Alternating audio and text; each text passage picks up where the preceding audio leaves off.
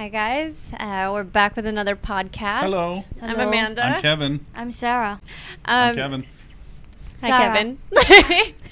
Kevin. Today we're going to talk about post-weight loss surgery. I feel like this is a request that we get a lot, and I think it's part of a kind of a longer and bigger journey, so it's worth exploring on its own.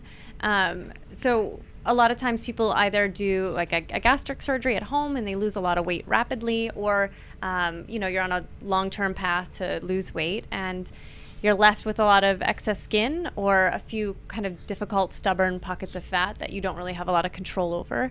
So a lot of people come to us not just for tummy tucks, but also things like thigh lifts, arm lifts, because those areas do also have a lot of excess skin and get in the way of your mobility and feeling comfortable, confident, that sort of thing. Yeah, that's absolutely true. Yeah. So what are the most common things you think people ask for? Arm lift, for sure. Arm lift think is a so? really big one. Tummy tuck? Yeah. Oh, well, tummy Yeah, tuck, of tummy course. Okay. Yeah. Oh, the lifts. I got it. Yeah, Sorry. tummy tuck is always a go-to because that is generally the area that, whether you're losing weight, you have a gastric surgery, or even pregnancy, post-pregnancy weight, that area, of course, tends to expand. But beyond tummy tucks, there are other parts of the body that people kind of don't always consider, or you don't see advertised as much. You see a lot of like mommy makeover packages or get a tummy tuck here, but they kind of leave out thighs and arms, which Right. are definitely, I Right. think, areas of concern. And butt lately. Yeah, More actually and more of a lot, and that kind of, Yes. that definitely is part of that.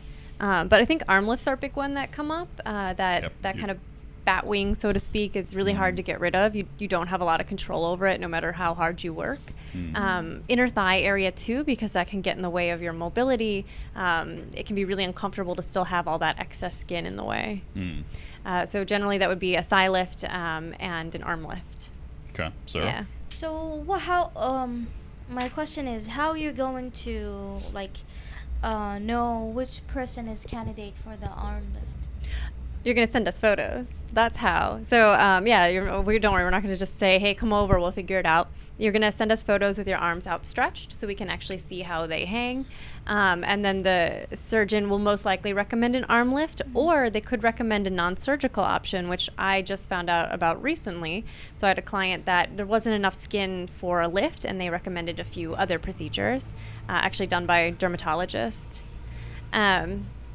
So send us photos, and then we'll figure out what'll be best.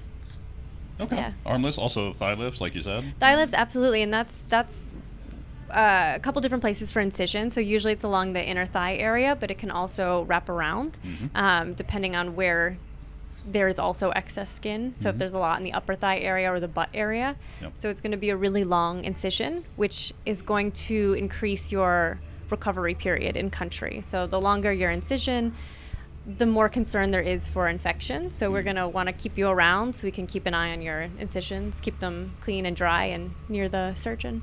So that's breast lift, tummy tuck, arm lift, thigh lift, butt lift. Yeah. Missing anything?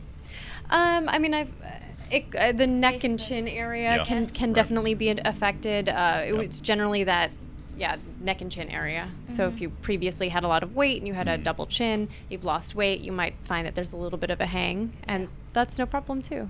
Yeah. And we've done this with where we've assisted clients with Dr. Rashapon, Dr. Poonpisamai, that's Phuket, Bangkok, Dr. Natapon here in Bangkok. Yeah. Absolutely. This is a really common request, and the surgeons they're sensitive and they're helpful. They understand that it's often a big procedure, and for a lot of people it's multiple procedures. So if you've lost a lot of weight and you're doing tummy, thighs, and arms, that's not going to happen in one day.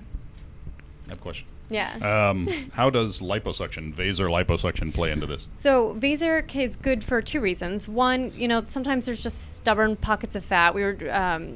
That'll help get rid of that. But Vaser also helps to tighten the skin, so you're not causing another problem by removing more fat and then leaving skin, and then you're getting all this excess skin removed, and then you find out there's still more.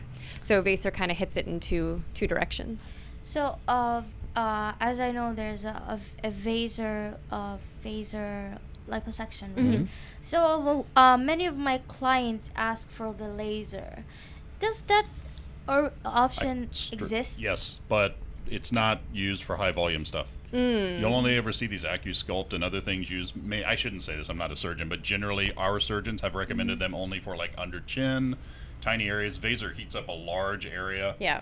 And the skin contracts. So that's why Vaser is the thing that gets recommended. And actually, when you look on the price list, they technically have conventional liposuction. Yes, Do you remember we asked? They do, yeah. And we said, can you recommend that? And they said, yeah, if you ask, but it's not going to be as effective. It's just not the kind of gold standard anymore. Right. So it's there if you want it, but if you're doing this whole weight loss journey, then you also need to think about the skin, and the skin is going to be a little bit tighter with Vaser. That's Absolutely. definitely a big thing. Yeah.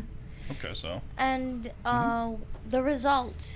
Yeah. When do you see the result after the Depends on the surgery. Yes. Yeah, it depends on the surgery, but you can speak generally that, we check in with you every month after surgery. And for us, the big points are 3 months, 6 months, and 1 year. 3 month is just to make sure that you're doing all right. 6 month is you're getting a really kind of an idea of what the results will look like. You've had time for swelling to go down. You've had time to, let the scars lighten a little bit.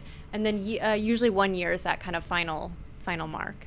Yeah. Yeah, we do another set of check-ins for like safety and things like that. Oh, in of terms course. of like visual, yeah. In terms I of agree with visual, that, those are your three main points. But yeah, 1 month stuff kind of like you're no more bruising and swelling, but you're still swollen, especially with lipo. Yeah. You stay kind of swollen for a while. Lipo takes a long time to see the results, but with skin lifts, I think you'll not only will you notice that right away, you'll also feel a lot more comfortable right away. Just getting rid of all that extra skin.